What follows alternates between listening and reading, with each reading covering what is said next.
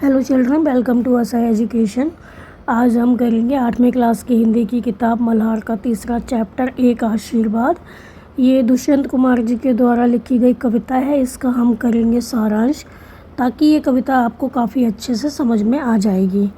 तो आइए देखते हैं कि इस कविता में क्या बताया गया है।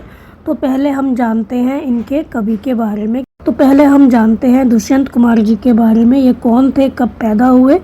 तो आइए शुरू करते हैं। तो इस कविता के कवि हैं दुष्यंत कुमार जी।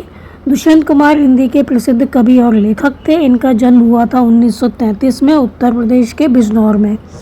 तो उन्होंने कम समय में ही अपनी रचनाओं से हिंदी साहित्य को बहुत कुछ दिया।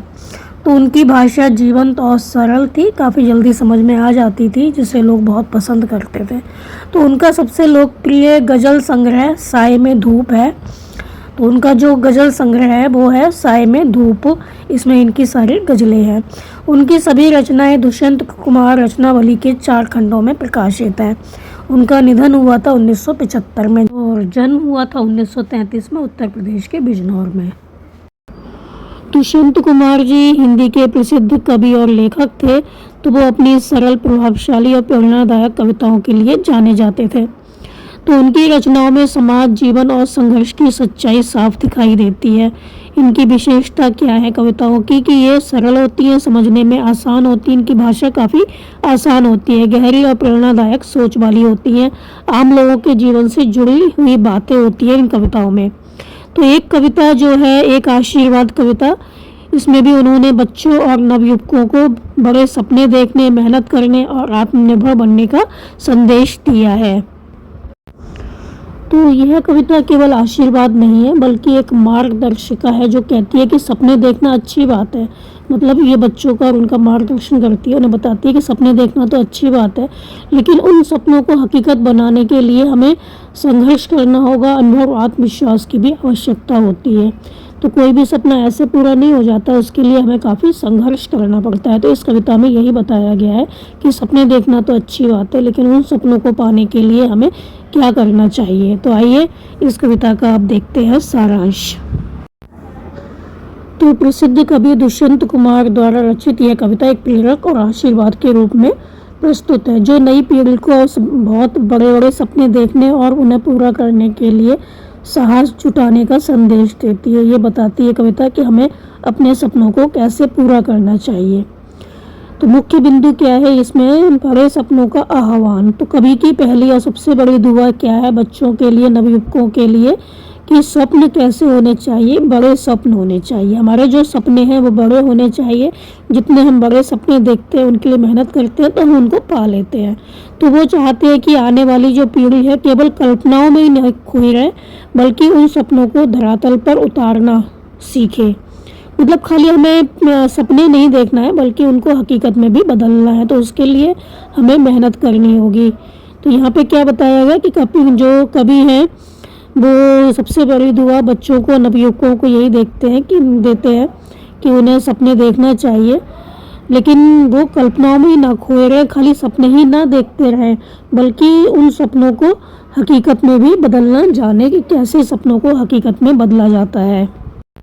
फिर वो आगे कहते हैं कि सच्चाई और संघर्ष। तो कभी कहते हैं कि चांद तारों जैसी ऊंची और कठिन सच्चाइयों को पाने के लिए बच्चों में जिद और उत्साह, रूठना मचलना होना चाहिए। तो हमें ऊंचाइयों पर जाने के लिए हमें जिद करनी चाहिए, हमारे अंदर उत्साह होना चाहिए। उन चुनौतियों से डरने के बजाय हमें उनका सामना करना चाहिए। हम ऊंचाई पर तभी पहुंच सकते हैं जब हमारे अंदर उत्साह होगा, हमें उन्हें पाने की जिद होगी। तो जीवन का आनंद और साहस। तो कविता बच्चों को हंसने, मुस्कुराने और गाने के लिए प्रेरित करती है। यहाँ उंगली जलाना एक गहरा मुहावरा है जिसका अर्थ है अनुभव पाने के लिए जोखिम उठाना और गलतियों से सीखना। मतलब हम गलती करते हैं तो हम कुछ ना कुछ सीखते हैं। जोखिम उठाना, अगर हमें कुछ पाना है तो हमें जोखिम भी उठाना होगा, रिस्क भी लेना होगा। तो अनुभव पाने के लिए हमें जोखिम भी उठाना होगा, गलतियों से सीखना भी होगा।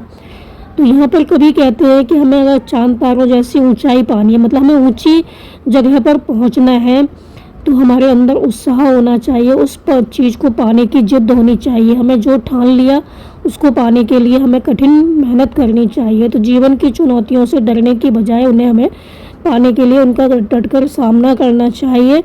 और कविता बच्चों को, नवयुवकों को हंसने, मुस्कुराने और गाने के लिए प्रेरित करती है। वो कहती है कि हमें ज़िंदगी में कुछ पाना है तो हमें उंगली भी जलानी होगी। मतलब ये एक मुहावरा है जिसका अर्थ है अनुभव पाने के लिए जोखिम उठाना। हमें जोखिम उठाना होगा। जब तक हम जीवन में रिस्क नहीं लेते तब तक हम कुछ भी नहीं कर सकते।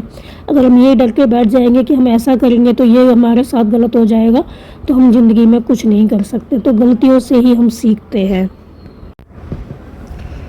आत्मनिर्भरता, कवि का अंतिम लक्ष्य व्यक्ति को अपने पांवों पर खड़ा करना है। तो ये आशीर्वाद आत्मनिर्भरता और स्वाभिमान के साथ जीने की प्रेरणा देता है। हमें आत्मनिर्भर होना चाहिए, किसी पर डिपेंड नहीं होना चाहिए।